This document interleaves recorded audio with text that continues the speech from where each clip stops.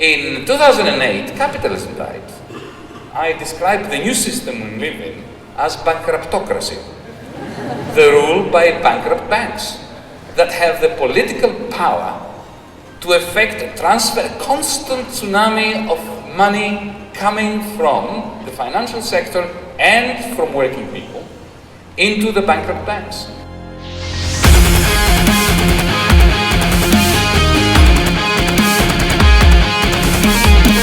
In his first book, Confessions of an Economic Hitman, John Perkins told the story of his work as a highly paid consultant hired to strong-arm leaders into creating policy favorable to the U.S. government and corporations, what he calls the corporatocracy.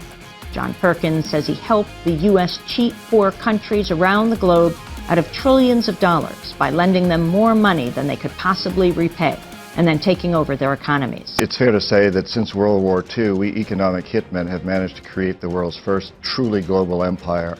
And we've done it primarily without the military. Unlike other empires in history, we've done it through economics very subtly.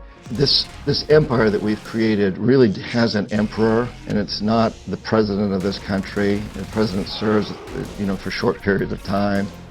But it doesn't really matter whether we have a Democrat or a Republican in the White House or running Congress. The empire goes on because it's really run by what I call the corporatocracy, which is a group of men who run our biggest corporations. This isn't a conspiracy theory. They don't need to conspire. They all know what serves their best interest.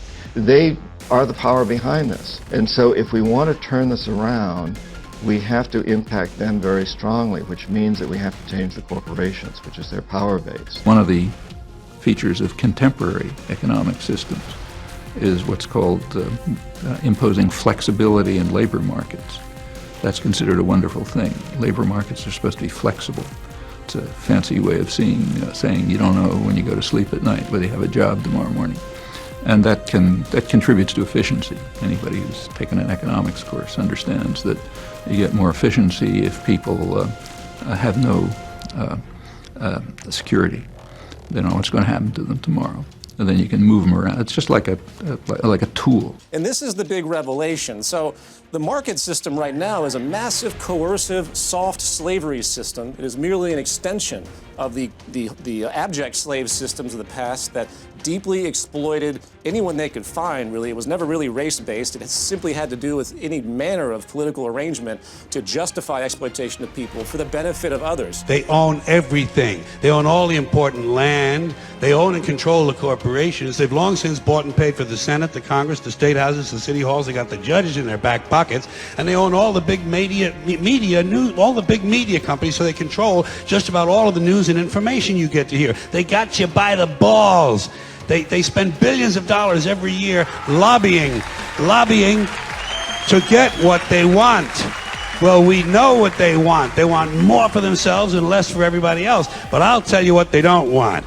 They don't want a population of citizens capable of critical thinking. They don't want well-informed, well-educated people capable of critical thinking. They're not interested in that. That doesn't help them. That's against their interest. That's right. You know something? They don't want people who are smart enough to sit around the kitchen table and figure out how badly they're getting fucked by a system that threw them overboard 30 fucking years ago. They don't want that. You know what they want? They want obedient workers. Obedient workers. Harold Wilson in the 1960s revived the labor movement, and the Labour Party to be more precise, because of the narrative of a drive for reinventing labor in the white heat of technology. I remember that was his expression.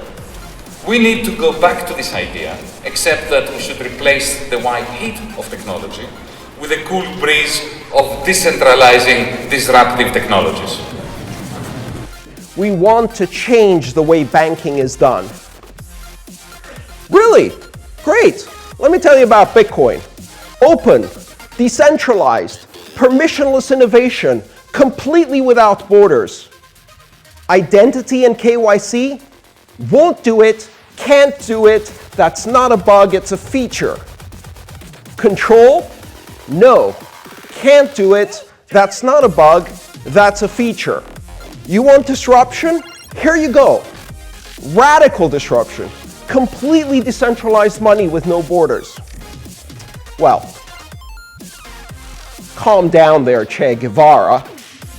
We said disruption, but we didn't mean that kind of disruption. The earliest adopters, at least that I knew of, who wanted Bitcoin were people who wanted something that was completely democratized, it was completely decentralized. They wanted something that was anonymous. They wanted something that was completely outside spending in the warfare welfare state. The early adopters of Bitcoin were really attracted to it as a very hard money. I mean, Bitcoin has a fixed money supply, which appeals to a lot of people who believe that central banks creating money whenever they feel like it is a really bad idea. So I think you saw a lot of early adopters that were really attracted to Bitcoin for economic reasons. When you start trying to explain Bitcoin, what you suddenly realize is that most people don't understand money. And if you want a demonstration of that fact, sit down and have a conversation with a 4-year-old and try to explain money. And you will find out very quickly that the 4-year-old has some very good questions that you can't answer. And you can watch parents go through this, it's hilarious. Mommy, where does money come from? The banks make it. Well, how do they make it? Well, they print it. Why can't we have more then? Go clean your room. You're about 4 questions from go clean your room in any money conversation because adults don't really understand money. What is Bitcoin?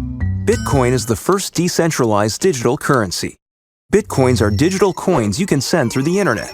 Compared to other alternatives, Bitcoins have a number of advantages. Bitcoins are transferred directly from person to person via the net, without going through a bank or clearinghouse. This means that the fees are much lower. You can use them in every country.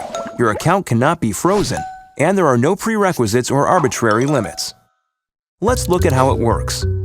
First of all, people don't think about where the dollar comes from, what spending that dollar means, and they don't think about taxation. So any of those things tend to be outside people's normal.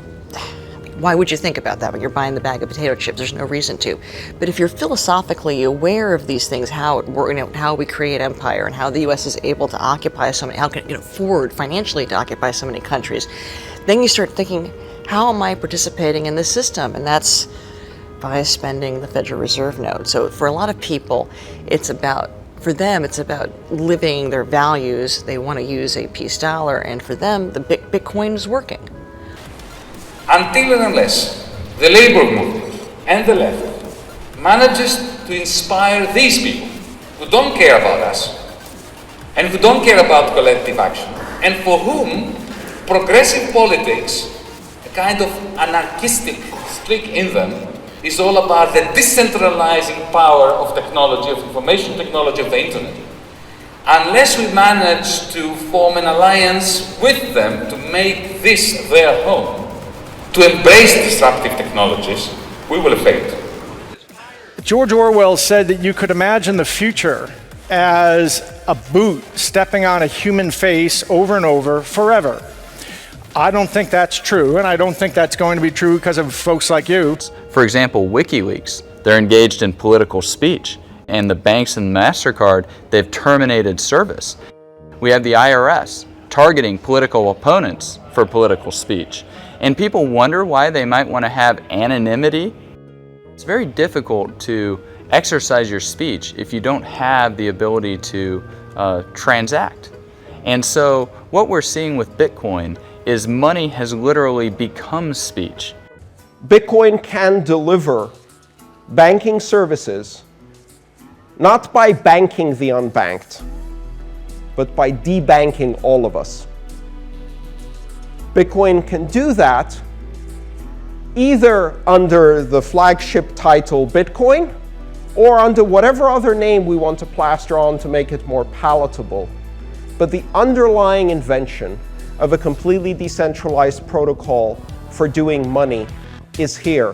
It happened in 2008. It's not going anywhere. Bitcoin is not smooth jazz. Bitcoin is punk rock. Deal with it. Welcome to Pandora, minion.